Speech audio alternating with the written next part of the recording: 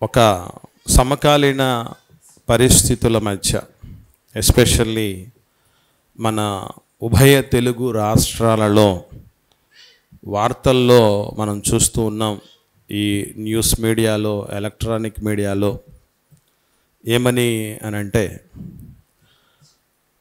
ఒక ప్రదేశంలో 3వ తరగతి చదువుతున్న అమ్మాయిని 7వ తరగతి చదువుతున్నటువంటి అబ్బాయిలు ఒక ముగ్గురు తీసుకెళ్ళి పాడు చేసి వాళ్ళు ఎక్కడ పెట్టారు అన్నటువంటి విషయం కూడా చెప్పని పరిస్థితులు.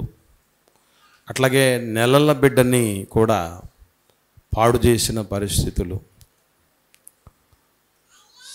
మైనర్ బిడ్డ 8వ తరగతి చదువుతున్నటువంటి అమ్మాయిని గ్యాస్ డెలివరీ చేసేటువంటి అబ్బాయి ఇంట్లో శవంగా అమ్మాయిని మార్చేయటం. ఒకనాడు వయసులో ఉన్నటువంటి వాళ్ళ మీద వయసులో ఉన్నవాళ్ళు అఘాయిత్యాలు చేయటం మనం చూసేవాళ్ళం.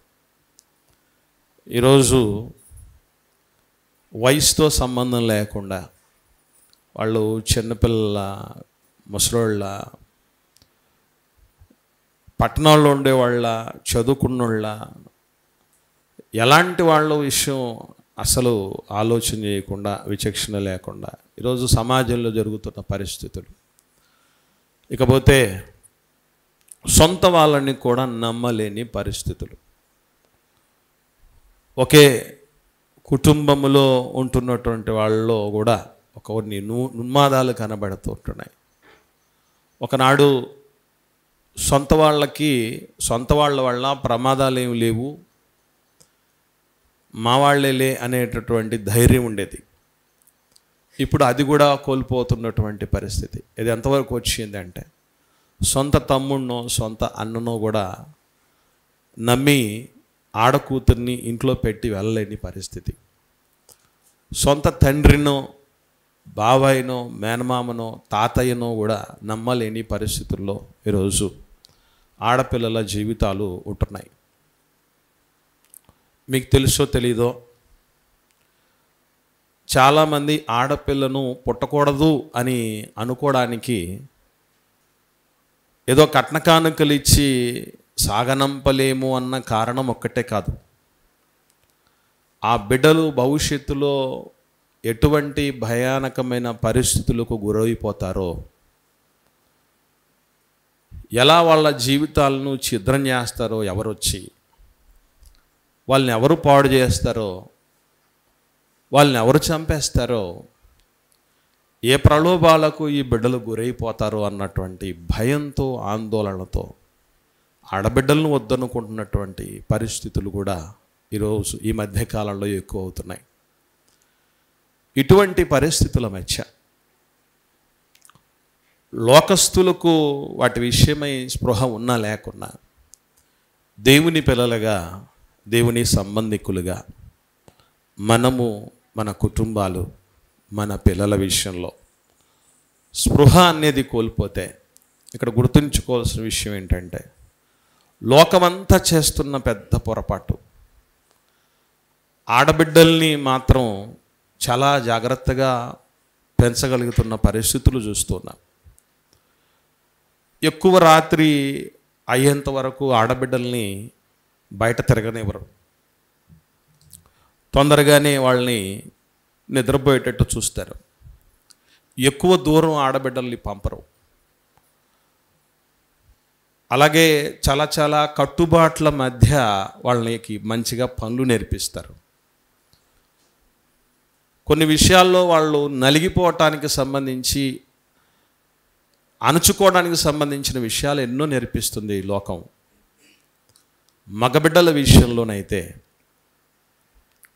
ఏదన్నా ఒక పని చేయమని చెప్పారనుకోండి, ఆడపిల్లలు మగపిల్లలు ఉన్నటువంటి చోట మొదటిగా పనికి ఎవరు వంగుతారు అని అంటే ఆడబిడ్డలే.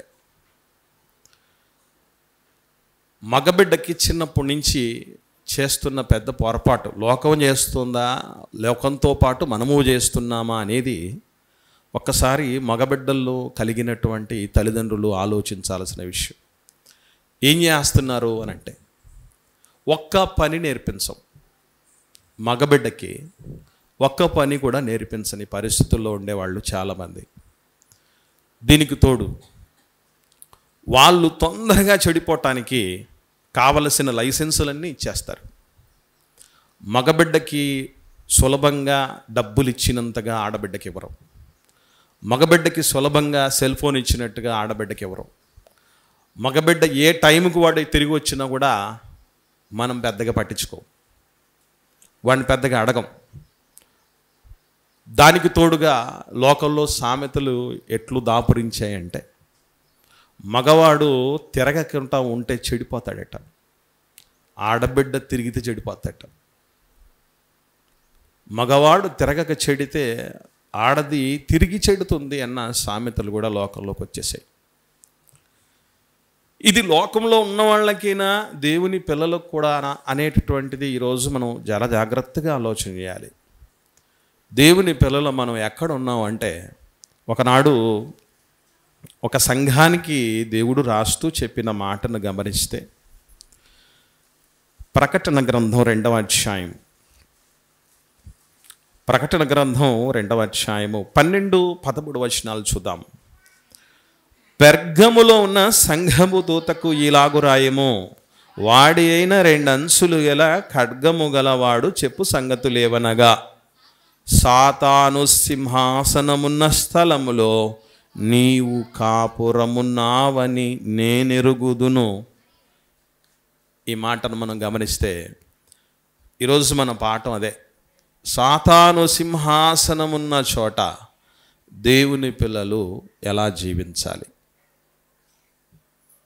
సాతాను సింహాసనం ఉంది, ఈ లోకాధికారి వచ్చుచున్నాడు, అతనితో మనకే పని లేదు, మనం ఇక్కడి నుంచి వెళ్ళిపోదాం రండి అని యేసుప్రభుల వారు సైతం పిలుపునివ్వటం జరిగింది. ముఖ్యంగా లోకస్తులు అందరూ చుట్టుముట్టిన పరిస్థితులు, మరి ముఖ్యంగా అన్ని జనులను దేవుడు చెప్పిన మాట ఏంటి, అసలు వాళ్ళు కంట్రోలింగ్ లేని పరిస్థితుల్లో ఉంటారు. మర్చిపోకండి, అన్యులుగా ఉన్నటువంటి వాళ్ళతో మనం ఈరోజు తెలియకుండానే వాళ్ళ మధ్య జీవిస్తున్నాం. చుట్టూ ఎవరున్నారు? మన బంధువుల్లో ఎవరున్నారు? మనం పనిచేస్తున్న చోట ఎవరున్నారు? మనం నివాసం ఉంటున్నటువంటి చోట చుట్టూ ఎవరున్నారు అని అంటే, ఎక్కువ మంది విశ్వాసహీనులు ఉంటున్నారు, విశ్వాసులు కాని వాళ్ళు ఉంటున్నారు, నామకార్థ భక్తులు ఉంటున్నారు. వాళ్ళల్లో ఏముంటుందంటే ముఖ్యంగా గుర్తుపెట్టుకోండి, నిగ్రహం అనేది చాలా తక్కువ ఉంటుంది. వాళ్ళకు మాకేం తేడా లేదండి, మాకు కూడా నిగ్రహం లేదంటే మనం కూడా వాళ్ళ బ్యాచ్లో వాళ్ళవే అని అర్థం. వాళ్ళను చూస్తే, వాళ్ళ మధ్య ఉండగలిగితే, వారితో సహవాసం చేసుకోగలిగితే మన పరిస్థితులు కూడా ఎట్లా ఉంటాయి తెలుసా? ఉదాహరణకి కొన్ని ఎగ్జాంపుల్ చూద్దాం. ఏమండి, సంఖ్యాకాండం 11వ అధ్యాయము 4వ వచనం చూద్దాం. వాస్తవంగా చెప్పాలంటే మనం అందరం కూడా మన పిల్లలకి రెగ్యులర్గా ఈ విషయాలన్నీ నేర్పిస్తూ ఉండాలి. అది ఆడబిడ్డల తల్లిదండ్రులైనా కావచ్చు, మగబిడ్డల తల్లిదండ్రులైనా కావచ్చు. చూద్దాం, సంఖ్యాకాండం 11వ అధ్యాయం 4వ వచనం. వారి మధ్యనున్న అంటే ఇశ్రాయేలీయుల మధ్యనున్న, దేవుని ప్రజల మధ్యనున్న మిశ్రిత జనము. మిశ్రిత జనం అంటే ఎవరు? మిక్స్ అయినటువంటి వారు, కలిసిన వాళ్ళు, అంటే వేరే విశ్వాసాలు కలిగినటువంటి వాళ్ళు, వేరే దేవుళ్ళు దేవతలను అనుసరించే వాళ్ళు దేవుని పిల్లల మధ్య కలిసిపోయారు. వీళ్ళు ఏం చేస్తున్నారు? మాంసాపేక్ష అధికముగా కనబరచగా, అంటే కంట్రోలింగు. ఫస్ట్ ఆఫ్ ఆల్ ఎక్కడ తప్పిపోతుంది మనిషికి అని అంటే గుర్తుపెట్టుకోండి, తిండి దగ్గర కంట్రోలింగ్ అంత సులభంగా మనిషికి జరగదు, ఉండదు. మీకు విషయం తెలుసో తెలీదో, తినే తిండిని బట్టి మానవుడిలో ఉద్వేగాలు ఉంటాయి, మానవుల్లో కోరికలు పడతాయి. అరబ్ కంట్రీస్లో వాళ్ళు రోజు రెగ్యులర్గా మాంసం తింటారట. మాంసము తర్వాత స్పైసెస్తో, మాంసం అనగానే ఏముంటాయి అందులో? 100% ద్రవ్యాలు, సుగంధ ద్రవ్యాలు లాంటివి ఉంటాయి. ఇవన్నీ కూడా మాంసం కానీ లేదంటే సుగంధ ద్రవ్యాలు లాంటివి కానీ ఎక్కువ తీసుకోవటం వలన మానవుల్లో సహజ సిద్ధమైన లైంగిక వాంఛలు పెరుగుతాయట. అందుకే అక్కడ పరిస్థితులు ఎట్లా ఉంటాయంటే మీకు ప్రత్యేకంగా చెప్పనక్కర్లేదు. ఒక్కొక్క పురుషునికి చాలామంది భార్యలు ఉంటారు, చాలామంది పిల్లలు ఉంటారు. ఇక్కడి నుంచి మన దేశంలో పరిస్థితులు బాగలేవని ఫారిన్ కంట్రీస్లో పోయిన వాళ్ళు అంత సులభంగా ఎందుకు రాలేరో తెలుసా మీకు? అక్కడ పరిస్థితులకు బాగా అలవాటు పడి ఉంటారు. ఎస్పెషల్లీ చెప్పాలంటే అక్కడ మతపు పరిస్థితులకు బాగా అలవాటు పడి ఉంటారు. అందుకే అంత సులభంగా రాలేని పరిస్థితులు. ఇక్కడ మాంసాపేక్ష అధికముగా కనబరుస్తున్నారట. అంటే మాంసం అంటే అపేక్ష ఉండొచ్చు, తప్పులేదు. ఎందుకంటే మాంసాహారాన్ని ఆలోచించింది దేవుడు. అలాగని ఆదివారంలో మాంసం తినద్దని చెప్పాడు మా పాస్టర్ గారు, ఒకసారి పాస్టర్ ఇంట్లో పోయి కూడా వద్దాం అని ఆలోచన చేయకండి. మాంసాపేక్ష అధికముగా కనపరచగా ఏం చెప్పాడు అక్కడ? మాంసాపేక్ష అధికముగా కనపరిస్తే వీళ్ళను చూసినటువంటి దేవుని పిల్లలు అప్పుడు దాకా బాగానే ఉన్నారు, ఎవడు ఎరవలా, బాగానే ఉన్నోళ్ళు వీళ్ళని చూసి ఏం చేశారు? అది అంటే బాగున్నోడిని కూడా చెడగొట్టగలిగినటువంటి శక్తి, పవర్ ఎవరికి ఉంటుందంటే చుట్టూ చేరినటువంటి మిశ్రిత జనానికి ఉంటుంది. చిన్న ఎగ్జాంపుల్ చెప్తాను మీకు. మన ఇంట్లోనే ఎవరో ఒకరు పోయారు అనుకుందాం. పోయిన తర్వాత మనం చాలా సమయం వరకు ఏడ్చి సైలెంట్ అయిపోయి ఉంటాం. ఎవరో అప్పుడే కొత్తగా దిగి ఉంటారు, కొత్తగా వస్తారు. వచ్చి రాగానే ఓ అని ఏడ్చుకుంటూ వచ్చారనుకోండి, వాళ్ళని చూసి సైలెంట్గా ఉన్న వాళ్ళు కూడా ఏమవుతారు తెలుసా? వాళ్ళని చూసి ఏడుస్తారు. అంటే ఎప్పుడైనా గుర్తుపెట్టుకోండి, చెడు బాగా ఇన్స్పైర్ చేస్తుందండి మనిషిని. చెడు అనేది చాలా సులభంగా ఇన్స్పైర్ చేస్తుంది. అందుకే మీకు ఎప్పుడైనా డౌట్ వచ్చిందో లేదో, ఏ చెడైనా ఎవ్వడు నేర్పాల్సిన పనులా చూసైనా నేర్చుకోవచ్చు. అప్పుడప్పుడు చాలామంది చాలా రేర్గా నేను విన్నాను ఏమనంటే, నీకు డ్రైవింగ్ ఎట్లా వచ్చిందంటే చూసి నేర్చుకున్నానని.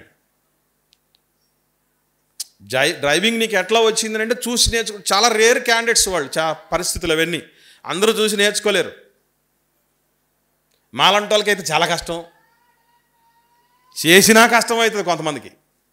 ఇంకా చూసినప్పుడు నేర్చుకోవడం చాలా కష్టం. కాకపోతే చెడు అన్నది చూస్తే చాలు, ఇటు చూసి అటు చేసేస్తారు. మాంసాపేక్ష అధికముగా కనబరిచే జనాల మధ్య ఉండిన పరిస్థితుల్ని బట్టి అప్పుడు దాకా బాగుండినోళ్ళు ఏడుపులు అంకించుకున్నారు.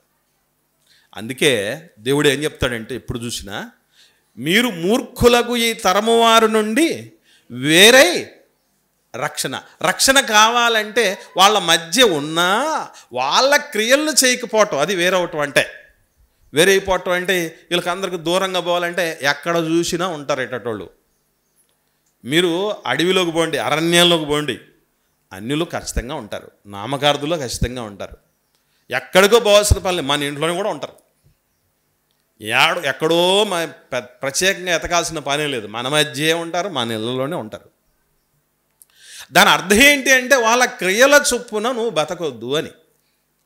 ఇలా బతుకుతూ పోగలిగితే ఏమవుతుంది పరిస్థితి అని అంటే, వాళ్ళకు ఆకర్షితులైనటువంటి పరిస్థితులు సులభంగా మీరు గమనించండి. మోయాబుడు అంటారు, మనకు తెలుసు. మోయాబీల యొక్క స్త్రీలట ఏం చేస్తారు అని అంటే, సులభంగా ఇతరులను వశపరుచుకొని వాళ్ళ దేవతలను ఆరాధించుకునేటట్టు చేసేయగలరనే సమర్థులట. మరి అటువంటి వాళ్ళతో సావాసం చేసిన వాళ్ళు ఏమైపోతారు? వాళ్ళు ఇంకొకరిని వశపరుచుకునే పనులకు వెళ్ళిపోతారు. వాళ్ళు విగ్రహాధకులు అయిపోవడానికి అవకాశం ఉంది. అందుకే ఈ జనాల మధ్య ఉండినప్పుడు చాలా జాగ్రత్త వహించాలి. అది ఎంత జాగ్రత్త అని అంటే గుర్తుపెట్టుకోండి, మాదిరి లేనటువంటి తల్లిదండ్రుల వలన. ఎప్పుడైనా మీరు బాగా గమనిస్తే ఆ 7వ తరగతి చదువుతున్న పిల్లలు 3వ తరగతి చదువుతున్నటువంటి బిడ్డను ఎందుకు వాళ్ళు పాడు చేయగలగాలంటే ఒక్కసారి వాళ్ళ ఫ్యామిలీ బ్యాక్గ్రౌండ్ ఎంక్వైరీ చేసి చూడండి, మీకు అర్థం అవుతుంది. అట్లాగే ఈ పిల్లలు ఎవరైతే ఇప్పుడు ఆటో డ్రైవర్లు లాంటి వాళ్ళు, ఇటువంటి వాళ్ళు వీళ్ళు గ్యాస్ సిలిండర్లు వేసేటువంటి వాళ్ళు లాంటి వాళ్ళు ఎవరైనా కావచ్చు, ఎవరైతే అఘాయిత్యాన్ని పాల్పడుతున్నారో వాళ్ళ ఫ్యామిలీ బ్యాక్గ్రౌండ్ గమనించి చూడండి, వాళ్ళలో 100% ఈ అవలక్షణాలు ఉంటాయి. ఏవి అవలక్షణాలు? వాళ్ళు ముందు మాదిరిగా ఉండరు. మాదిరిగా ఉండకపోవటాన్ని బట్టి, అంటే మాదిరి అంటే ఏంటి ఇది మనకు తెలియాలి. అసలు మాదిరి అంటే ఏంటి, మాదిరిగా బతకటం అంటే ఏంటి? అమ్మ నాన్నలు సర్వసాధారణంగా ప్రారంభం నుంచి అమ్మ నాన్నలు చేసే పొరపాటు ఒకటి ఏంటనంటే, ఇంట్లో తోబుట్టువులుగా పుట్టినటువంటి అక్కను కానీ చెల్లిని కానీ నువ్వు తప్పుడు దృష్టితో చూడకూడదని ఏ రోజైనా అమ్మ నాన్నలు చెప్తారా? ప్రశ్న మేము మళ్ళొకసారి అడుగుతున్నా. ఇంట్లో మన తోబుట్టువులుగా పుట్టినటువంటి అక్కలు కావచ్చు, చెల్లెలు కావచ్చు, ఒరే నాయనా నువ్వు అక్కను తప్పుడు దృష్టి చూడకూడదు, చెల్లిని పాడు చేయకూడదు, అల్లరిపాలు చేయకూడదు, టీజింగ్ చేయకూడదు అని ఎవరైనా చెప్తారా అమ్మ నాన్నలు? ఎవరు చెప్పరు. చెప్పకపోయినా మనం మాత్రం అక్క కదా చెల్లి కదా అనుకునే పరిస్థితి ఎందుకు వచ్చింది చెప్పమంటారా? అది మన కల్చర్లోనే భాగం చేసేసుకున్నాం. ప్రారంభం నుంచి చెల్లిని అక్కను ఎట్లా చూడాలి అనేటటువంటి, తోబుట్టువులను ఎట్లా చూడాలి అనేటటువంటిది మనం తెలియకుండానే మన యొక్క సాంప్రదాయంలో, మన సంస్కృతిలో భాగం చేసుకున్నాం కనుక ఎస్పెషల్లీ వాళ్ళకి చెప్పాల్సిన పని లేదు. అంటే ఇంట్లో నుంచి ఇలా పెరిగినటువంటి పరిస్థితుల్లో ఉన్నటువంటి వ్యక్తి అబ్బాయి అక్క మీద అఘాయిత్యం చేయకూడదు, చెల్లిని తప్పుడు దృష్టి చూడకూడదు. కానీ వయసు వచ్చేస్తుంది. వయసు వచ్చినప్పుడు సర్వసాధారణంగా సహజ సిద్ధమైనటువంటి కోరికలు కూడా పెళ్ళిపోతూ ఉంటాయి. ఒకసారి ఒక దైవజనుడు చెప్తాడు, మానవుడికి కలిగేటటువంటి ఈ కామ కోరికలు ఎలాంటివంటే ఒక ప్రేలుడు పదార్థం లాంటివట. ఆ పోలిక ఎంత అద్భుతమైన పోలిక అంటే, ప్రేలుడు పదార్థం లాంటిది. ప్రేలుడు పదార్థాన్ని కూడా మంచికి వాడచ్చు. బాంబులు కూడా మంచికి వాడచ్చా? ఇదేంటో రాయలసీమ ఫ్యాక్చనిజంలో చూసాం మనం. అసలు కడప అనగానే ఏమనుకుంటారు చాలామంది? బాంబులు. ఒకసారి నేను రీసెంట్గా తూర్పుగోదావరి ప్రాంతానికి పరిచర్యకి వెళ్ళేసి వచ్చా. అక్కడ ఒక తమ్ముడు పరిచయం అయ్యాడు. అబ్బాయి పికిల్స్ అంటే నాన్ వెజ్ పికిల్స్, ఊరగాయలు ఉంటారు చూసారా, పచ్చళ్ళు అంటారు వాళ్ళు అక్కడైతే. మనమైతే ఊరగాయలు అంటారు, వాళ్ళు పచ్చళ్ళు అంటారు. పచ్చళ్ళు అనగానే మనకు తెలిసిన పచ్చళ్ళు వేరు, వాళ్ళు ఊరగాయలు పచ్చళ్ళు అంటారు. ఇట్లా ఈ పచ్చళ్ళు, ఈ ఊరగాయలను అక్కడ ఎక్కువగా చేపలకు సంబంధించినవి, రొయ్యలకు సంబంధించినవి, చికెన్కి, మటన్కి సంబంధించినటువంటి ఆ ఊరగాయలు తయారు చేసుకుని వచ్చి ఇక్కడికి వచ్చాడు. కడపకు వచ్చి ఫోన్ చేశాడు, సార్ నేను మీకోసం పచ్చళ్ళు తీసుకొచ్చామని చెప్పేసి. నేను అందుబాటులో లేను, మోహన్కి తమ్ముడికి చెప్తే తమ్ముడిని అడిగాడట అబ్బాయి. ఏమనంటే, అన్న ఇక్కడ బాంబులు ఎక్కడ తయారు చేస్తారు, బాంబులు తయారు చేసేది ఎక్కడన్నా ఇక్కడ అని అడిగాడట. అంటే ఇప్పటికీ లోకంలో సినిమాల్లో కూడా ఇదే. కడప అంటే బాంబులు, కర్నూలు అంటే కత్తులు, అనంతపురం అంటే ఫ్యాక్షనిజం. ఇది బాగా వెల్లునికి పోయినటువంటి పరిస్థితి. వాస్తవంగా చెప్పాలంటే బాంబును కూడా కరెక్ట్గా వాడితే మంచికి వాడచ్చు. ఇప్పుడు ఒక బావి పడాలి, అక్కడ రాయి ఉంది, ఆ రాయిని బ్లాస్ట్ చేయాలంటే బాంబులు వాడే బ్లాస్ట్ చేయొచ్చు. దారులకు, రహదారులకు అడ్డంగా ఎంతో రవాణాకి, వ్యాపార వాణిజ్యాలకు ఆటంకంగా దుర్భేద్యమైన కొండలు ఉన్నాయి, వాటిని బ్లాస్ట్ చేయడానికి వాడచ్చు. లేదా రకరకాలైనటువంటి పరిస్థితులు, ఎక్కడో మనకు మంచి నిధి కింద ఉంటుంది, గని ఉంటుంది, గని. ఆ గని దగ్గరికి పోవాలంటే మధ్యలో భయంకరమైన బండలు లాంటివి అడ్డంగా ఉంటాయి. అటువంటి వాటిని మనం మనుషులంగా కొట్టేయాలంటే చాలా కష్టసాధ్యమైనటువంటి పరిస్థితి, ఎంతో మ్యాన్ పవర్, ఎంతో టైం ఉంటుంది. అటువంటి పరిస్థితుల్లో కూడా దాన్ని వాడి లోపల ఉన్నటువంటి గనిని, నిధిని బయటికి తీసుకురావచ్చు. అట్లాగే మానవుడికి కలిగే సహజ సిద్ధమైన కోరికలను సరైన విధానంలో ఉపయోగించి మంచికి వాడచ్చు, చెడుదారులో ఉపయోగించి చెడిపోవచ్చు, చెడగొట్టచ్చు అని కూడా చెప్పడం జరిగింది. సరే, ఈరోజు దేవుని పిల్లలంగా మనం పెద్దలుగా, తల్లిదండ్రులు కూడా చేస్తున్న పెద్ద పొరపాటు ఏంటంటే, మన ఇంట్లో ఉన్నోళ్లే మన అక్క చెల్లెళ్ళు అంటోళ్ళు, మరి పక్కోళ్ళు ఎవరు? వాళ్ళు మనకు సంబంధం లేదు, వాళ్ళని మనం ఎట్లయినా చూడొచ్చు. అది మనం పెంచింది. చిన్న ఎగ్జాంపుల్ చెప్తాను, మేము ఎవరూ అట్లా పెంచలేదు అంటారేమో. ఎందుకంటే దొంగ ఎప్పుడు నేనే సార్ దొంగని సార్ అని అనడు. పొరపాటు చేశాను సార్, తప్పు చేశాను సార్ అని పొరపాటు కూడా అనరు. తప్పు చేసి రక్తసిక్తమైనటువంటి చేతులతో కత్తి కూడా చేతిలో పట్టుకొని పరిగెత్తుకుంటూ సొంత ఇంటికి వస్తే అమ్మ నాన్నని దాచిపెట్టి పోలీసులు వస్తే ఏమని చెప్తారు? మా కొడుకు నిర్దోషి సార్ అంటారా? లేకపోతే వేసేయండి సార్ ఇన్ని అంటారా? ఏమంటారు? అదే అంటారు. మనం ఏం చేస్తామంటే చిన్నప్పటి నుంచి తెలియకుండా, చిన్న ఎగ్జాంపుల్ చెప్తాను మీకు అర్థం కావటానికి. పక్కింటోళ్ళవి ఏవైనా అవసరానికి తెచ్చుకున్నప్పుడు వస్తువులు, వాటిని చూసే విధానం ఒక రకంగా ఉంటుంది. మన సొంతవి చూసుకునే విధానం వేరే విధంగా ఉంటుంది.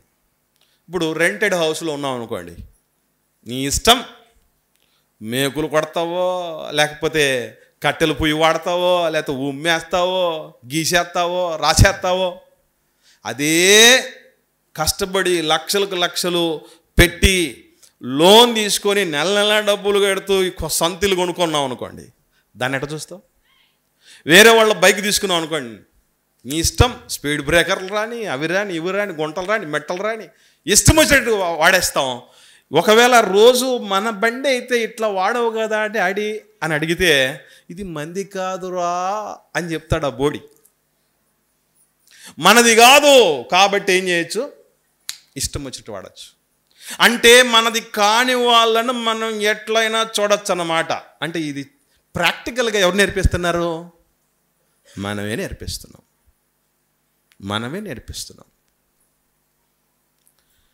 కానీ దేవుని పిల్లలుగా ప్రారంభం నుంచి గుర్తుపెట్టుకోవాల్సిన విషయం, లోకానికి ఆకర్షితులు కాకుండా కంట్రోలింగ్లో బిడ్డల్ని నిలబెట్టుకోవలసిన బాధ్యత మనకు ఉండాలి.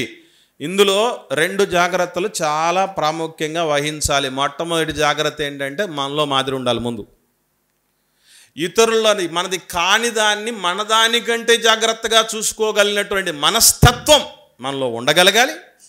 And at the same time మనము పొరపాటు చేయని స్థితిలో ఉండగలగాలి. ఎందుకు ఆ స్థితిలో ఉండాలి అని అంటే, పొరపాటు చేసిన వాడు బిడ్డలకు చెప్పలేరు, చెప్పిన పిల్లలు వినరు. అన్నీ బాగున్నోడు చెప్తేనేనట్లా, అన్నీ మంచిగా ఉన్నోడు, పర్ఫెక్ట్గా ఉన్నోడు చెప్తేనేనట్లా. కానీ తప్పు చేసిన తండ్రో తల్లో చెప్తే వినే స్థితిలో ఉంటారు ఈరోజు. ఒకసారి ఒక చరిత్రలో జరిగిన ఒక సంభవం చూద్దాం. నిజంగా ఎంత బాధాకరమైనటువంటి స్థితి అంటే ఇది. రాజుల మొదటి గ్రంథం మొదటి అధ్యాయము 5-6 వచనాలు చూద్దాం. 5-6 వచనాలు జాగ్రత్తగా అందరూ చూడండి. అంటే ఎక్కడ పొరపాటు జరుగుతుంది, ఇలాంటివన్నీ దురాఘాతాలు జరగటానికి లోకపు కారణాలు వద్దు. మన వంతుగా దేవుని పిల్లలుగా మనలో ఉన్నటువంటి అవలక్షణాలు ఏమున్నాయనేవి చూడాలి. 5వ వచనం నుండి 5-6 వచనాలు చూద్దాం. హగ్గీతు కుమారుడైన అదోనియా గర్వించిన వాడై నేనే రాజునగుదునని అనుకొని రథములను, గుర్రపు రౌతులను తనకు ముందుగా పరిగెత్తుటకు 80 మంది మనుషులను ఏర్పరచుకొనెను. అతని తండ్రి, నీవు ఇలాగున ఎలా చేయుచున్నావని అతని చేత ఎప్పుడునూ విచారించి అతనికి నొప్పి కలగ చేయలేదు. నాన్న ఏం చేశాడట? ఎందుకురా ఇట్లా చేస్తున్నావని నొప్పి కలగజేసే పరిస్థితి ఒక్కసారి కూడా కలగజేయలేదట. అసలు ఎవరి నాన్న, ఎవరి కొడుకు, ఎవరి హగ్గీతు అనుకుంటున్నారా? ఈ హగ్గీతు అంటే ఎవరు? కొన్ని పరిస్థితులు మనకి ఎట్లా ఉంటాయంటే, ఆ పేరు ఆడవాళ్ళదా మగవాళ్ళదా అనేది అర్థం కాదు. అలాంటి పరిస్థితుల్లోనే జాగ్రత్తగా మనం వాటిని చూడగలిగితే విషయం అర్థమైపోద్ది. హగ్గీతు ఎవరో చూద్దాం. సమూయేలు 2వ గ్రంథం 3వ అధ్యాయం చూద్దాం. సమూయేలు 2వ గ్రంథం 3వ అధ్యాయము చూడగలిగితే 2వ వచనం నుండి, హెబ్రోనులో దావీదునకు పుట్టిన కుమారులు, అది అంటే ఇప్పుడు కుమారుల జాబితా అక్కడ ఉంది. అందులో మనకు కావాల్సింది ఏంటి? 4వ వచనం, 4వ వాడగు అదోనియా. అంటే ఎవరు కొడుకు అన్నమాట అదోనియా? దావీదు గారికి కొడుకు. ఇంకా చూద్దాం. హగ్గీతు వలన పుట్టెను అంటే హగ్గీతు ఎవరు? దావీదు గారి యొక్క భార్య. దావీదు గారికి ఉన్నటువంటి భార్యల్లో ఒకానొక భార్య హగ్గీతు. ఆ హగ్గీతుకు పుట్టిన కొడుకు ఎవరు? అదోనియా. ఇప్పుడు ఇక్కడికి వద్దాం. రాజుల మొదటి గ్రంథం మొదటి అధ్యాయంలో, రాజుల మొదటి గ్రంథం మొదటి అధ్యాయంలో 6వ వచనంలో 2వ మాట చూడండి ఏముందో. చూచుటకు అతడు బహు సౌందర్యము గలవాడు, అబ్షాలోము తర్వాత పుట్టినవాడు. అంటే అబ్షాలోములాగే మంచి సౌందర్యం ఉంది అదోనియాలో. దావీదు గారి కుమారుల్లో మంచి సౌందర్యం కలిగినటువంటి వాడే. కాకపోతే ఏం చేయాలనుకున్నాడు? నాన్నకు ఎసరు పెట్టాలనుకున్నాడు. ముసలోడు అయిపోయాడు మా నాన్న, ఇప్పుడు నేనే రాజునైపోవాలి అన్నటువంటి ఆలోచనతో మొత్తం కూడగట్టుకోవటం జరిగింది. ఇంత పని చేసినా నాన్న ఎందుకు చెప్పలేకపోయాడు? చెప్పండి. నాన్న ఏం చేశాడట? 6వ వచనం మళ్ళీ చూద్దాం. రాజుల మొదటి గ్రంథం మొదటి అధ్యాయం 6వ వచనం. అతని తండ్రి నీవు ఇలాగున ఎలా చేయుచున్నావని అతని చేత ఎప్పుడునూ విచారించి అతనికి నొప్పి కలగ చేయలేదు. ఎప్పుడు ఒక్కసారి కూడా చెప్పలేదట నాన్న. ఎందుకు చెప్పలేకపోయాడు? నాన్న ఏమన్నా మూగుడా? మాటలు రానటంటే దావీదు గారు ఎందుకు అలా చెప్పలేకపోయాడు అంటే దావీదు గారే తప్పు చేసినాడు. ఒక నిండు ప్రాణాన్ని బలిగొన్నవాడు, ఒకని భార్యను తెచ్చుకున్నటువంటి వాడు, అక్రమ సంబంధం కలిగి వ్యభిచారపు పరిస్థితులకు తెగినటువంటి వాడు. ఇట్లా ఉన్నవాళ్ళు పొరపాటును కూడా చెప్పలేరు, పిల్లలకు చెప్పలేరు. ఈరోజు తప్పు చేస్తున్న అమ్మా నాన్నలకు తెలియని విషయం ఏంటంటే, రేపు మా బిడ్డలు నాలాంటి స్థితిలోకే వస్తే, అంటే నేను వ్యభిచారిని అయితే, నేను మంచి లీలలు కలిగిన వాడిని అయితే, లీలలు కలిగిన దాన్ని అయితే, రేపు నా పిల్లలు కూడా ఇలాగే ఉంటే నేనేం చెప్పగలను అన్నటువంటి స్పృహ ఉంటే అంత జాగ్రత్త ఉంటుంది. ఎవరి కంట్రోలింగ్లో వాళ్ళు ఉంటారు. కానీ ఇప్పుడు చిన్న ఎగ్జాంపుల్ చెప్తాను. ప్రేమించి పెళ్లి చేసుకున్నారు అనుకుందాం. ఎగ్జాంపుల్ మనం ఆలోచన చేస్తాం. అమ్మ నాన్నలు ప్రేమించి పెళ్లి చేసుకున్నారు. కూతురో కొడుకో ప్రేమించి పెళ్లి చేసుకొని వచ్చారనుకోండి. నేను ఒప్పుకోను అంటవా? అనగలరా? ఎందుకు అనలేరు? మనం ముందే పుట్టినవి, ముందు నుంచి ఉన్నవే ప్రేమ పావురాలు. ఆ పావురాలకు పుట్టినవి ఇవి ప్రేమ పావురాలే, అవునా కదా? ఆల్రెడీ భార్య ఉండగా ఇంకొకరితో తిరుగుతున్నాడు కొడుకు. వాడికి ఏం చెప్పగలవు? ఎప్పుడు చెప్పగలవు తెలుసా? ఇన్నాళ్ళగా నన్ను చూసేవరా, ఏం నేర్చుకున్నారా, బుద్ధిలేని నా కొడక అని ఎప్పుడు అనగలవు? అంటే పద్ధతిగా బతికితే. అలా బతకుండా ఉంటే మనం అనుకుంటూ ఉంటామేమో ఏమనంటే మన బతుకులు ఎవడి తెలియదని. నా జీవితం మీరు ఎవరు చూస్తున్నారలే అని నేను అనుకోవచ్చు, మీ జీవితం ఎవరు చూస్తున్నారని మీరు అనుకోవచ్చు. కానీ గుర్తుపెట్టుకోవాల్సిన విషయం ఏంటో తెలుసా? ప్రతి ఒక్కరి జీవితం ఏదో ఒక రోజు ఏదో ఒక రూపేణా బయట పడక మానదు. 100% బయటపడుతుంది. రహస్యమైంది ఏది బయటపడకుండా పోదు. మన లీలలన్నీ బయటపడతాయి. ఇట్లాంటి పరిస్థితులు ఉన్నప్పుడు రేపు మీ కూతురుకో కొడుక్కో ఏం చెప్తావు? చెప్పగలమా?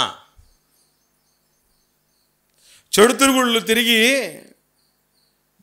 అన్ని రకాలైన అలవాట్లకు బానిసలైపోయినటువంటి బిడ్డలకు ఎవరేం చెప్పగలరు? ఎవరు చెప్పగలిగిన స్థితిలో ఉంటారంటే మాదిరిగా ఉన్నోళ్ళు చెప్పగలరు. ఎందుకు అదోనియాకు ఒక్కసారైనా రే ఎందుకు రాకు ఇంత పని చేస్తాను, ఇంత పాతకానికి ఒడిగట్టావని ఎందుకు చెప్పలేకపోయాడంటే దావీదు గారే తప్పుడు వాడుగా ఉన్నాడు. అందుకే అమ్నోనుకు చెప్పలేకపోయాడు, అబ్షాలోముకు చెప్పలేకపోయాడు, అదోనియాకు చెప్పలేకపోయాడు. ఎంత హీనమైన స్థితిలో ఉన్నాడు చెప్పండి. ఒక తండ్రి స్థితిలో ఉన్న వ్యక్తి, ఒక రాజ్యానికి రాజుగా ఉన్నటువంటి వ్యక్తి ఇంట్లో ఉన్న బిడ్డలకే చెప్పలేని దుస్థితిలో ఉన్నాడంటే ఈ దుస్థితి తీసుకొని వచ్చింది మాదిరి లేని జీవితం. అందుకే పిల్లల మీద ప్రేమ ఉందని ఎవరైనా మూతి మీద కొట్టాలనిపిస్తుంది. బ్రతుకు బాగులేనటువంటి వాళ్ళు పిల్లల మీద ప్రేమ ఉందని చెప్పకూడదు. ఎందుకంటే ప్రేమ ఉన్న వాళ్ళు బాగా బతుకుతారు, నీతిగా బతుకుతారు, నమ్మకంగా బతుకుతారు, సమాధానంగా ఉంటారు, బాధ్యతాయుతంగా బతుకుతారు. విచ్చలవిడి జీవితాలు కలిగి ఉండి పిల్లల మీద ప్రేమ ఉందంటారా? ప్రేమ అంటే కడుపు నిండా తిండి పెట్టడం అనుకుంటున్నారా? ఒంటి నిండా బట్ట కట్టడం అనుకుంటున్నారా? చక్కగా చదువులు నేర్పించడం అనుకుంటున్నారా? మాదిరిగా బతకటం నేర్పించగలిగినటువంటి పరిస్థితే ప్రేమ కలిగిన తండ్రులు తల్లులు ఇవ్వాల్సిన బహుమానం ఆ బిడ్డలకి. ఒకరోజు తిమోతిని దేవుడు మెచ్చుకున్నాడంటే కారణం ఏంటనుకున్నారు? నిష్కపటమైన విశ్వాసం నీలో ఉంది, మీ అమ్మలో ఉంది, వాళ్ళ అమ్మలో ఉంది అని. ఈరోజు మన సంగతి ఏంటి? అందుకే గుర్తుంచుకోండి ప్రియులరా, మొట్టమొదటి విషయం ఒకటే, మనది కాని దాని వాటి విషయంలో జాగ్రత్త వహించాలి. మరి ముఖ్యంగా బతుకు బాగుండేట్టుగా అమ్మ నాన్నలు చూసుకోవాలి. లేకపోతే దావీదు గారికి పట్టిన గతి మహారాజుకే తప్పలే. మీరెంత నేనెంత? మహారాజుకే తప్పలే. ఇంత నోరేసుకొని తెగబడతారు చూసారా? ఇవన్నీ ఎక్కడికైనా పోతాయి అనుకుంటున్నారా? మర్చిపోవద్దు. ఎప్పుడైనా అప్పుడప్పుడు చెప్తూ ఉంటారు, పెళ్లి చూపులు చూసేటప్పుడు ముందు ఎవరిని చూడాలని చెప్తారు తెలుసామా? ఎవరిని చూడాలంటారు? తల్లిని చూసి పిల్లని చూడాలట. ఎప్పుడైనా చేశారట? చూసారా? ఎప్పుడంటే చూసారా? చూసినుంటే ఈరోజు చాలామంది తల్లబడుకునేవాళ్ళు కాదు. పుట్టినప్పటి నుంచి ఎవరి మధ్య పెరుగుతారు వాళ్ళు? వద్దన్నా నోరు తెరిస్తే బూతులు, నోటు కంట్రోల్ ఉండదు, ఆలోచనలు కంట్రోల్ ఉండవు, ఏవి కంట్రోల్ ఉండవు. అదే లక్షణాలు పిల్లలకు రాబెట్టి. అందుకే మాదిరి చాలా ముఖ్యం, మాదిరిగా బతకడం చాలా ముఖ్యం. పిల్లవాళ్లకు సరైనటువంటి బట్టలు అంటే మంచి మంచి లోకంలో ఉన్నతమైన మిగులు వెలగల బట్టలు వేయలేకపోయినా, ప్రపంచంలో విలువైనటువంటి ఆహార పదార్థాలు పెట్టలేకపోయినా, ప్రపంచంలో చాలా ఖరీదైనటువంటి చదువులు చదివించలేకపోయినా, గుర్తుపెట్టుకోవాల్సింది ఒకటే, బిడ్డలకు విలువైనటువంటి వాళ్ళగానే తీర్చగలగాలి. ఆ మాదిరి మన నుంచి రావాలి. ముఖ్యంగా మన ఇంట్లో ఉన్న ఆడపిల్లలే కాదురా, మన ఇంట్లో ఉన్న ఆడపిల్లలే కాదు, ఏ ఇంటి నుండి వచ్చిన ఏ ఆడబిడ్డ అయినా నీ అక్క లాంటిది, నీ చెల్లి లాంటిది అని నేర్పించామా? అసలు మనకు తెలుసా? అది మనకు తెలుసా? వాడు అన్నాడు, అది వాడికి బుద్ధి ఏంటో అర్థమైపోద్దట. ఇంటికి వచ్చిన ఆడపిల్లల్ని ఎట్ట చూసుకోవాలటంటే, అల్లుడు నా కూతురు ఉంది, చిన్న కూతురు, దాన్ని కూడా నీకే ఇస్తాను అన్నట్టుకు చూడాలట ఇంటికి వచ్చిన ఆడపిల్లని. బా, ఏ మైండ్ సెట్ అది! అర్థమైందా మీకు? ఇంటికి వచ్చిన ఆడబిడ్డని ఎట్ట చూసుకోవాలట అంటే, అత్తమామలు చెప్పాలట ఏమనంటే, నాకు ఇంకో కూతురు కూడా ఉంది, దాన్ని కూడా నువ్వే చేసుకో అన్నట్టుగా చూసుకోవాలట ఇంటికి వచ్చిన ఆడపిల్లని.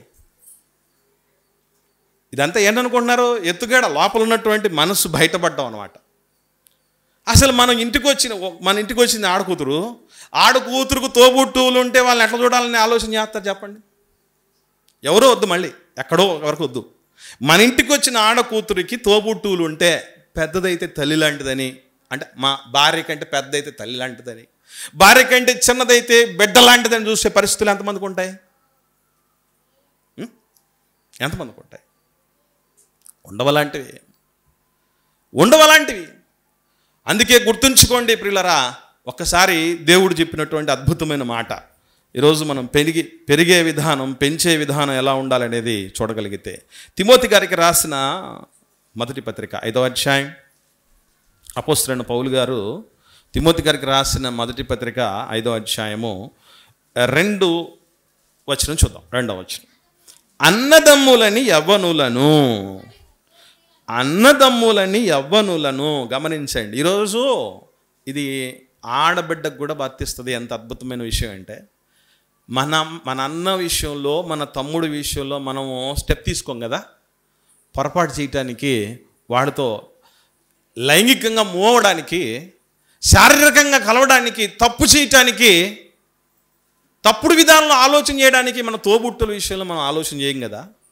మరి ఎదుటివాడి విషయంలో వివాహేతర సంబంధమైనటువంటి ఆలోచనలు ఎందుకు రావాలి నాకు అంటే, ఇంట్లో ఉన్న అన్నదమ్ములను నువ్వు ఎట్లా చూస్తావో బయట ఉన్నటువంటి యవనస్తులను కూడా అలాగే చూడాలని ఎంతమంది ఆడపిల్లల్ని పెంచి ఉంటాం మనం.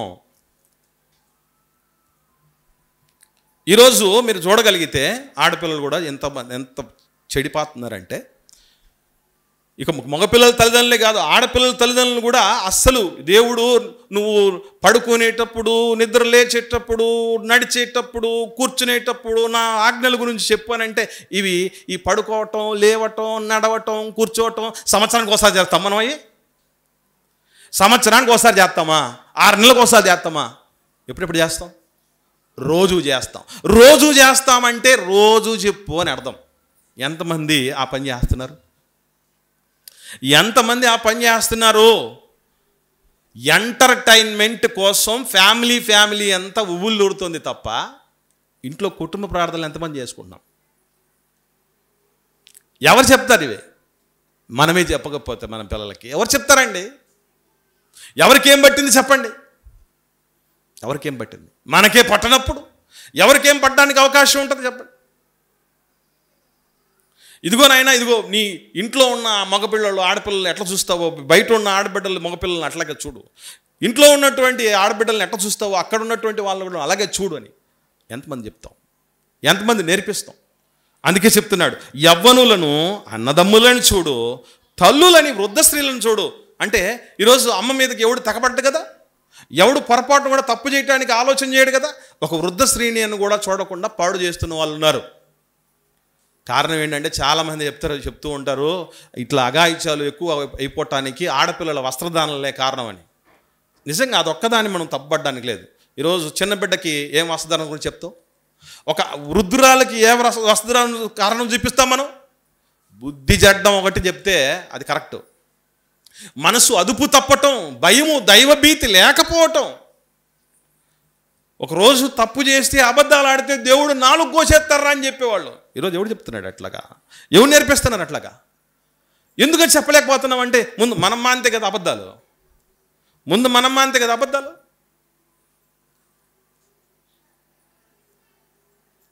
అన్నీ మనం అలాగ చిన్నగా ఒక్కొక్కటి నేర్పిస్తూ ఉన్నటువంటి పరిస్థితులు. అందుకే చెప్తున్నాడు ఏమనంటే, తల్లులని వృద్ధ స్త్రీలను చూడు, అక్క చెల్లెళ్ళని పూర్ణ పవిత్రతో యవ్వన స్త్రీలను హెచ్చరించరు. వెంబడించడం ఏంటిరా? వెంటపట్టడం ఏంటిరా? టీసింగ్ చేయటం ఏంటి? వాళ్ళు పాడు చేయటం ఏంటి? వాళ్ళు తప్పు చేస్తూ ఉంటే నువ్వు హెచ్చరించే స్థితిలో ఉండాలి అని ఒక యవ్వన పురుషుడికి, ఒక యవ్వన బిడ్డకి, ఒక టీనేజ్లో ఉన్నోళ్ళకి, ఒక యంగేజ్లో ఉన్నటువంటి వాడికి చెప్తున్నాడు. ఒక ఆత్మీయ తండ్రి స్థానంలో ఉన్న వ్యక్తి చెప్తున్నటువంటి మాట. ఈరోజు వాళ్ళకంటే బాధ్యత కలిగినటువంటి వాళ్ళు భౌతికమైన తల్లిదండ్రులు. కాబట్టి ఆ బిడ్డల్ని మనం ఏం చేయగలగాలంటే గుర్తుపెట్టుకోండి, బిడ్డల బాధ్యత ఎప్పటిదాకా అనంటే పిల్లలకు బాప్తీసం ఇచ్చి ఒక దైవజనుడికి అప్పగించేంత వరకు అమ్మ నాన్నలదే బాధ్యత. బాప్తీసం బిడ్డలు తీసుకొని దైవజనులకు అలాగని అప్పగించేసిన తర్వాత మీకు మాకు సంబంధం లేదు చెల్లు అనకూడదు. మళ్ళీ బాధ్యతలో సెకండరీ ప్లేస్కి వచ్చారు అంతే. ప్రాథమికమైనటువంటి పాత్రలోకి దైవజనుడు వస్తే సపోర్టింగ్ ప్లేస్లోకి తల్లిదండ్రులు వచ్చారు అంతే తప్ప మొత్తం వదిలేసాక మాకు సంబంధం లేదనే పరిస్థితి వదిలిపెట్టకూడదు. ఈరోజు మా అక్క చెల్లెళ్ళు లాంటోలే కదా వాళ్ళు అనే పరిస్థితి. అసలు మీకు దేవుడు చెప్పినటువంటి ఈ లా ఎంత అద్భుతమైందంటే, మనకు ప్రతిజ్ఞ ఉంటుంది, ప్లెడ్జ్ అంటారు కదా. అందులో ఏమని నేర్పిస్తారంటే, భారతదేశం నా మాతృభూమి, భారతీయులందరూ నా సహోదరులు అని. అంటే భారతదేశంలో ఉన్న వాళ్ళందరూ నాకు తోబుట్టులు, సహోదరులు. అంటే ఓకే తల్లి గర్భాన పుట్టినోళ్ళని. భారతదేశంలో ఉన్నోళ్ళు నా సహోదరులు అని చెప్పి ఇంట్లో ఉన్న పిల్లల మీద కూడా ఆ ప్రేమ, ఆ కంట్రోలింగు, ఆ నిగ్రహం లేనటువంటి పరిస్థితుల్లో ఈరోజు చాలామంది ఉన్నారు. పక్కింటోళ్ళు ఇంకొక రకంగా చూసేవాళ్ళు చాలామంది ఉన్నారు. మనకేం సంబంధం, ఏ తల్లి కన్నబిడ్డ అనేటువంటి పరిస్థితి. అంతవరకు ఎందుకండి? ఇంట్లో ఉన్నటువంటి భార్య కానీ భర్త కానీ ఈజీగా ఒంటికాల మీద లేస్తారు. భార్యలైనా భర్త మీదకి, భర్తలైనా భార్య మీదకి. ఎందుకు అలా చేస్తా చెప్పమంటారా? ముందు మనకు మన అన్న భావం లేదు. పో వెళ్ళు, తీసుకురాపో అని అదనపు కట్నాల కోసం బాధ పెడుతున్నటువంటి వాళ్ళు చాలామందిని చూస్తున్నాం కదా. పెళ్లి రోజు మీ అమ్మ మీ నాన్నలు వాగ్దానం చేసినటువంటి వాళ్ళు ఏమైపోయావు, పట్టుకురాపో ఎందుకు ఏ పరిస్థితి అండి? ఆ పరిస్థితి ఎందుకు? నేనే కదూ, నా సొంతమే కదూ అని అనుకుంటే మాట ఎత్తే గొడవకి వెళ్ళిపోతున్నటువంటి పరిస్థితులు ఎందుకు వస్తాయి? నీతో నువ్వు గొడవ ఎప్పుడు పడతావు? ఎన్నిసార్లు పడి ఉంటావు? అంటే ప్రారంభంలో ఇంటికి వచ్చిన ఆడబిడ్డ విషయంలోనే, ఇంటికి వచ్చినటువంటి భర్త, ఇంట్లో ఉన్నటువంటి సొంత భర్త భార్య విషయంలోనే ఈ విఘ్నత మనకు లేకపోతే ఇక ఎక్కడి నుంచి వస్తుందండి?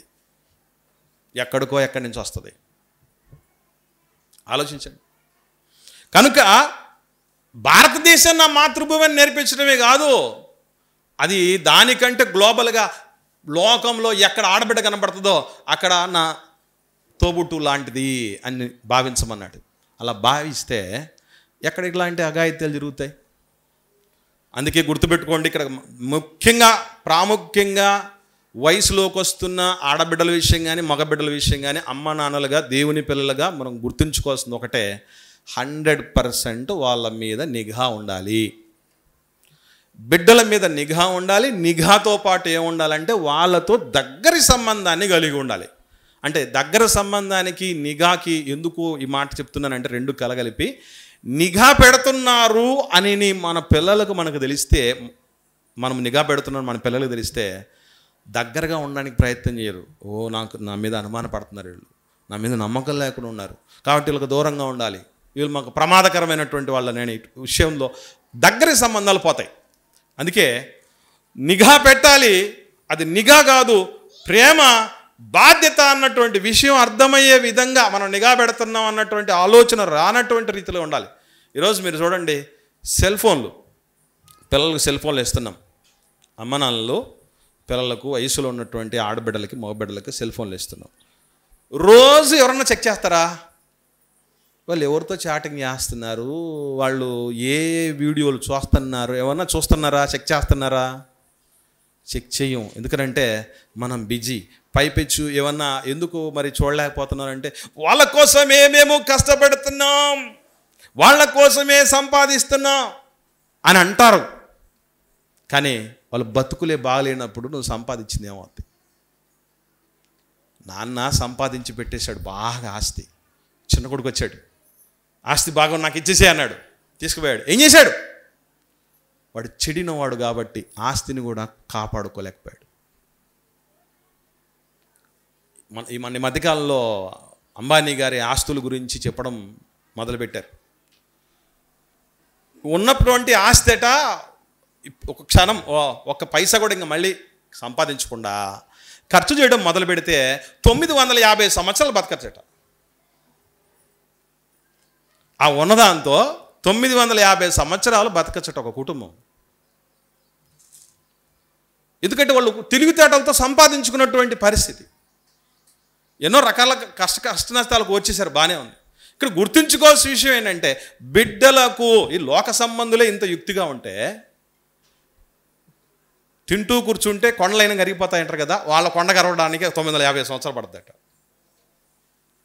కానీ వ్యసనాలో ఉన్నటువంటి బిడ్డకు ఎంత ఆస్తి ఇచ్చినా ఆఖరికి ఏం చేస్తాడంటే పొట్టు చేసేస్తాడు, పొట్టు తింటాడు. అందుకే మన పిల్లలకి ఏం అందించాలి అన్నటువంటి విషయం, ఆ స్పృహ మనకు ఉండాలి. అందుకే వాళ్ళని చెక్ చేస్తూ ఉండగలగాలి. అది బాధ్యత అంతే తప్ప అనుమానం కాదు. పిల్లల మీద అనుమానం కాదు సుమా, అది బాధ్యత. వాళ్ళు ఎవరితో అలాగే రెండవది ఏంటంటే, ఆ పిల్లలతో అవినాభావ సంబంధం, చాలా దగ్గర సంబంధం కలిగి ఉండడం అంటే అర్థం ఏంటంటే, బయటకు వెళ్ళినప్పుడు పిల్లలు ఏం జరిగినా పూసగొచ్చినట్టు బిడ్డలు మనకు చెప్పాలి. ఎవడేమంటున్నాడు, ఎవడెట్లా చూశాడు, ఏం జరుగుతోంది అన్నటువంటి విషయం. ఎందుకంటే ఇది చెప్పని పరిస్థితుల్లో ఉండడాన్ని బట్టి ఏమైపోతుంది, చిన్నప్పుడు కొంతమంది పిల్లలు ఉంటారు, చాలా మంచి పిల్లలు అండి వాళ్ళు. ఏమనంటే, ఎవడైనా పొరపాటున ఏదైనా తప్పుగా బిహేవ్ చేశాడు అనుకోండి, మీకు గుడ్ టచ్ బ్యాడ్ టచ్ తెలుసు కదా. గుడ్ టచ్ బ్యాడ్ టచ్ అనేటువంటిది పిల్లలు కొంతమంది వాడికి తెలియకుండానే వయసు ప్రభావంతో ఏం చేస్తారంటే ఆకర్షితులు అవుతారు. ఒకానొక అధ్యయనం ఏం చెప్పింది అంటే, ఒక వయసుకు వచ్చినటువంటి పురుషుడు స్త్రీ యథభాగాన్ని చూడడానికి ఎందుకు ఇష్టపడతాడనే దానికి ఒక అధ్యయనం చెప్పిన మాట ఏంటో తెలుసా? వాడు పాలు తాగేటప్పుడు చిన్నప్పటి నుంచి అమ్మ పాలనే చూస్తూ పెరిగాడట. అందుకు బాగా ఇష్టమైతే అన్నటువంటి రీతిగా ఎవరిదైనా చూడడానికి ఇష్టపడతాడు అన్నటువంటి అధ్యయనాలు చెప్పాయి. ఇక్కడ గుర్తుంచుకోవాల్సిన విషయం ఒకటే, అదేంటంటే, అలా వాడు ఎవడన్నా బ్యాడ్ టచ్ చేస్తే వెంటనే ఆడకూతురు ఏం చెప్తుంది తెలుసా? మా అమ్మకు చెప్తారే, మా నాన్నకు చెప్తా, నిజంగా ఈ లక్షణాలు ఉన్న బిడ్డలు చాలా మంచోళ్ళు, చాలా మంచోళ్ళు. మొత్తం ముదిరిపోయి మురిగిపోయి అయిపోయేంత వరకు పొర్రపాటును కూడా ఇంట్లో వాళ్ళకి చెప్పరు ఏం జరుగుతుందో బయట అని. వీళ్ళు చాలా ప్రమాదకారులు. ఇలా ఎందుకు చెప్పరు తెలుసా? మనం దూరం మెయింటైన్ చేయడాన్ని బట్టి అలా చెప్పని పరిస్థితిలో ఉంటారు. అందుకే దగ్గరి సంబంధం పిల్లలతో కలిగి ఉండాలి. వాళ్ళకి స్కూల్కి వెళ్ళి వచ్చిన తర్వాత స్కూల్లో ఏం జరిగింది, ఎట్లాంటి పరిస్థితి, మీ స్నేహితుల పరిస్థితి ఏంటి, మీ ఫ్రెండ్స్ పేరేంటి, వాళ్ళు ఏం చేస్తున్నారు, వాళ్ళు ఎలాంటి వాళ్ళు, ఫ్యామిలీ బ్యాక్గ్రౌండ్ ఏంటి, ఏం జరిగి వచ్చింది. వీలైతే రెగ్యులర్గా స్కూల్కి వెళ్ళి మా పిల్లలు ఎలా ఉన్నారు, కొంతమంది మాస్టర్లు పరిస్థితులు ఏంటంటే ఇంటి దాకా ఎందుకులే అని చెప్పేసి కూడా కొన్ని పరిస్థితులను అలా మొరగబెట్టేస్తూ ఉంటారు. చాలా ప్రమాదం ఇవన్నీ. కాబట్టి గుర్తుంచుకోండి ప్రియులారా, గుడ్ పర్సన్ బ్యాడ్ పర్సన్ అని కూడా ఒకటి ఉంది. గుడ్ టచ్ బ్యాడ్ టచ్చే కాదు. నేను ఈ మధ్యకాలంలో దీన్ని రీసెర్చ్ చేసేటప్పుడు ఒక విషయాన్ని కూడా గమనించడం జరిగింది. అదేంటంటే ఇప్పుడు ఒక చిన్న